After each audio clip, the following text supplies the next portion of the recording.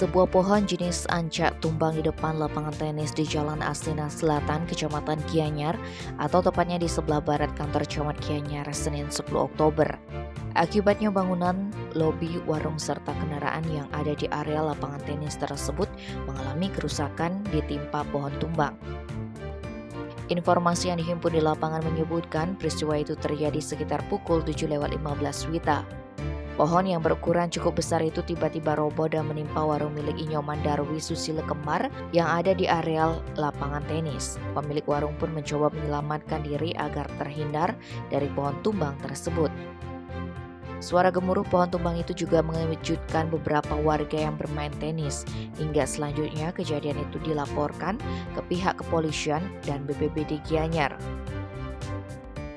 Kabid Kedaruratan dan Logistik BPBD Gianyar I Gusti Ngurah Dibio Prasesta menjelaskan setelah menerima laporan, TRC BPBD Gianyar bersama jajaran kepolisian langsung turun ke TKP untuk menangani pohon itu. Ditambahkannya pohon tersebut diduga tumbang akibat hujan deras yang mengguyur wilayah Gianyar sejak Minggu malam. Selain itu, usia pohon juga sudah tua.